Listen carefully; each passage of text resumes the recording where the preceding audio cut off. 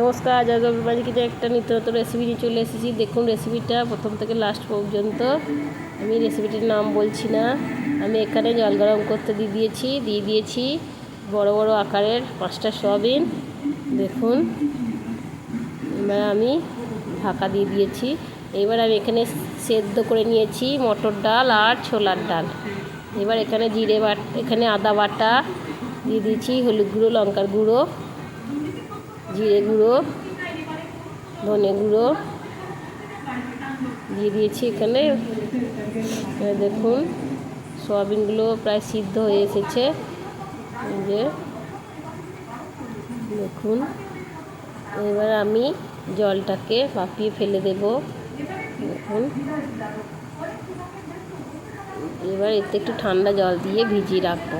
এবার কড়াইতে তেল দিয়েছি শুকনো লঙ্কা ফোড়ন, দিয়ে দিয়েছি তেজপাতা, জিরে, 5 ফোড়ন দিয়ে দিয়েছি। এবার দিয়ে দিয়েছি এখানে আদা বাটা, জিরে বাটা, ধনে বাটা, ধনে গুঁড়ো, লঙ্কার গুঁড়ো, হলুদ গুঁড়ো দিয়ে দিয়েছি, একটু সামান্য পরিমাণ মেথিও দিয়ে দিয়েছি। এবার দিয়ে দিলাম সয়াবিনগুলো এখানে সিদ্ধ করা ছিল, দিয়ে দিয়েছি।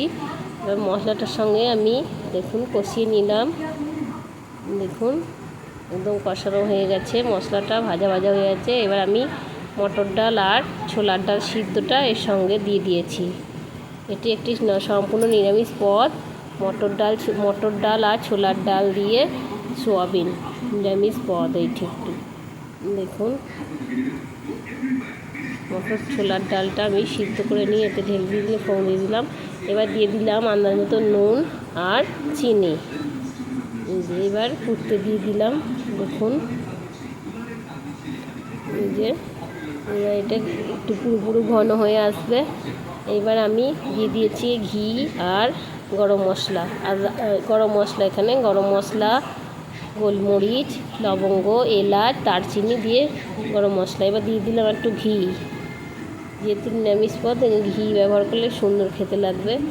দেখুন আমি এখানে বানিয়ে ফেলেছি সোয়াবিন দিয়ে একটি ডালের পদ এখানে বানিয়ে ফেলেছি। এটি সম্পূর্ণ নিরামিষ কিন্তু খেতে ভীষণই ভালো। দেখুন এই যে আমার বানানো হয়ে গেছে একটি নিরামিষ পদ। ছোলার ডাল, মটর ডাল দিয়ে একটি, সয়াবিন দিয়ে একটি নিরামিষ পদ ডাল। দেখুন এই যে দেখুন, চ্যানেলটিকে যদি ভালো লেগে থাকে অবশ্যই লাইক, শেয়ার এবং সাবস্ক্রাইব করতে ভুলবেন না। সুস্থ থাকুন, ভালো থাকুন, পাশে থাকুন। এই দেখুন বানিয়ে ফেলেছি সম্পূর্ণ একটি নিরামিষ পদ। দেখুন সোয়াবিনগুলো কত সুন্দর দেখতে লাগছে। এই যে বানিয়ে ফেলেছি ডাল।